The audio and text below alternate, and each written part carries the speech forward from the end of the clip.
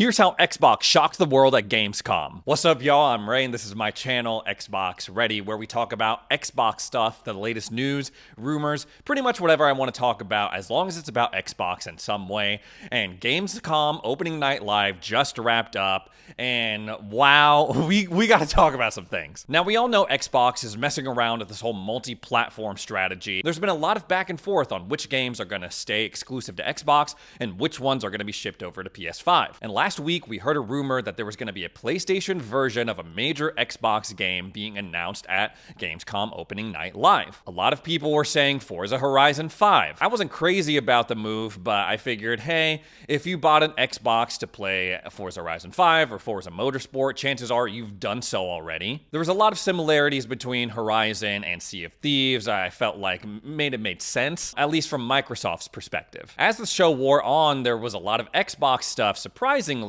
but there was nothing about Forza Horizon 5. And then, boom, at the end of the show, or towards the end of the show, second to last, they bring up this new look at Indiana Jones and the Great Circle. Oh, we got Troy Baker talking about his experience playing Indy, making a case for having this game being first person. I'm like, okay, I'm kind of feeling this. Troy Baker, very charming narrator. He's selling me on the game. That ends. And of course, Jeff Keighley is like, okay, yeah, don't you want to know when this game's coming out? I'm like, yes, absolutely. That's what I've been waiting on since they revealed this game back in January. Okay, here it is, December 9th, 2024. I'm like, whew, okay, so it's not delayed out of 2025. And then another twist. I knew it was coming as soon as they were like, and they also got some other news, Machine Games and Bethesda, that they want to share about this game. And bam, they confirmed that there was going to be a PlayStation 5 version of this game coming out in spring 2025. And I, honestly, guys, I'm shocked. This really throws a wrench into a lot of the things that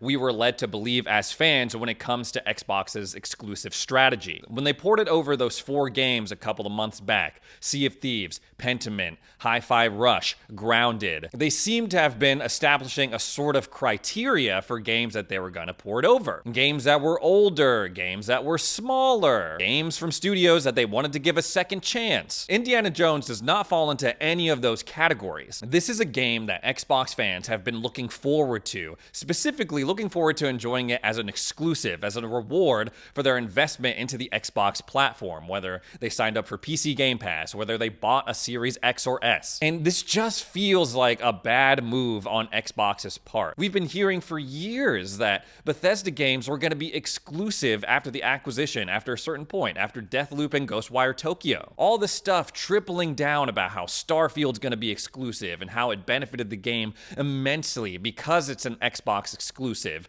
how the next Elder Scrolls is going to be exclusive. And then the cracks started to show. They were like, well, some Bethesda games are going to be exclusives, but Doom the Dark Ages, that's going to be on PlayStation 5 as well. Indiana Jones, that's going to be exclusive, except, just kidding, no, there's going to be a PlayStation 5 version of that as well. There's been a lot of conversation about, oh, is it worth it to buy an Xbox? Is it worth it? And the general consensus has been, yeah, just wait until they get cooking and shipping these games, all these exclusives that they've been hyping up. But I fear with Indiana Jones specifically that they're setting a very worrisome precedent that if you buy a PlayStation 5, if you're just patient enough, eventually Xbox games will come to you. And sure, Xbox fans are going to play it first, they are going to play it early, and Game Pass Ultimate subscribers are going to be playing it as part of their subscription day one. But to me, personally, if you want to grow the Xbox brand over the long term, you're going to have to give people a stronger reason to invest in your platform than just early access. I'm sure some people are going to be like, Ray, you're overreacting, whatever, this means nothing, I don't care about Indiana Jones. At least it wasn't something like Gears or Starfield or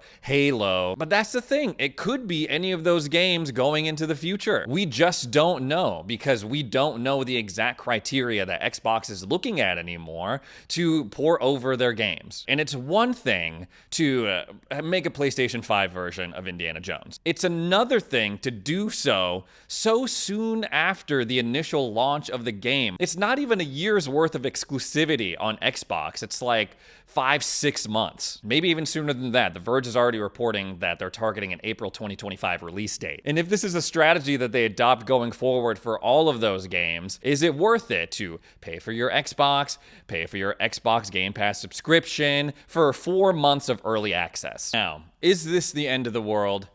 Probably not. In Indiana Jones, this game doesn't seem to be shaping up to be like a huge moneymaker, a blockbuster hit.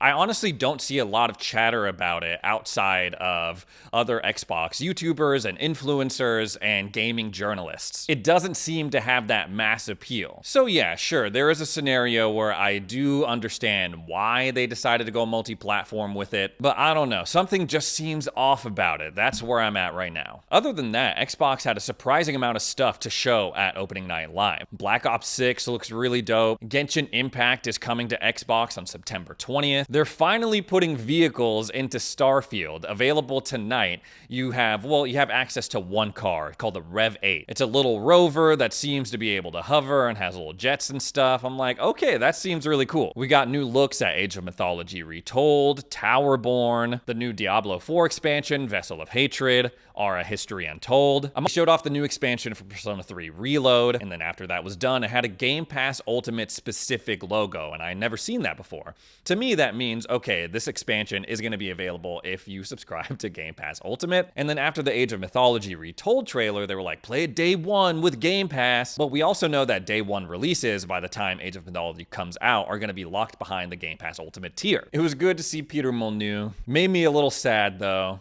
It looks like he's doing well. It looks like he's excited to work on Masters of Albion. I will forever be grateful to this guy for founding Lionhead Studio and his involvement in the Fable franchises. It's one of my favorite series of all time. The first Fable game especially is what kickstarted my love for RPGs. But Masters of Albion, I'm glad that he's revisiting that universe, or at least he has the opportunity to do so. It was nice seeing like the goofy kind of Brothers Grimm British version of Albion versus the Albion that it seems we're gonna get with Playground Games. But I don't know, this game just doesn't, it's not something that I'm super excited for. I don't think the pitch for it was super great, but hey, I wish him the best, especially since it seems like they poured in a lot of hard work into Masters of Albion. I'm debating whether or not I should be excited for Borderlands 4. On one hand, Borderlands as a series, as a franchise, has played a huge part in cultivating my love for gaming. I have very fond memories of playing Borderlands 1 and 2 with my buddies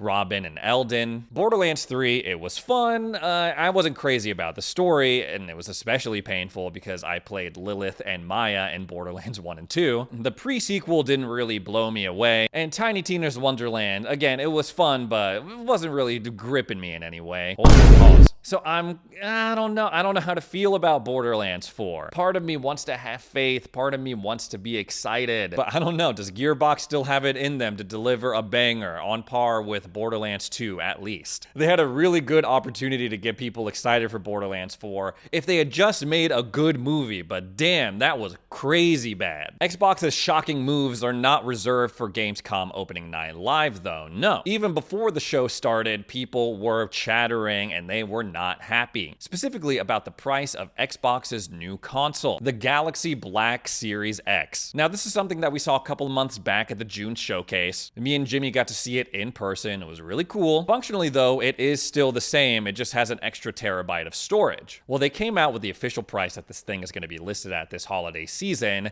and again, people are not happy. It is listed at $600. And I can see why people are like, what the hell? Because it's not a Pro Xbox, it's not a mid-gen refresh. Again, it is just a Series X with a cool paint job and extra storage. This is how I know that Xbox doesn't really give a damn about selling this thing. You can make the argument that, okay, yes, it is essentially like buying a Series X full price, brand new at $500, and then getting a Seagate card on top of that, which would be around the same price. But I think at this point, people are just conditioned to expect cheaper Xboxes between the Series S, and we saw last holiday season the Series X went all the way down to $350 in some retailers. I think this is gonna be a tough sell. I mean, it looks cool, and as an Xbox fan, as a collector, I would love to have it, but $600, that's pretty steep. Anyways, guys, that's all the Xbox stuff I have to talk about today. Thanks so much for joining me for another edition of Xbox Ready. Coming up soon, I'm gonna have the opportunity to play a lot of the games in this Gamescom lineup. I'm gonna be doing a whole video about it, so if you want my thoughts on any games like Avowed or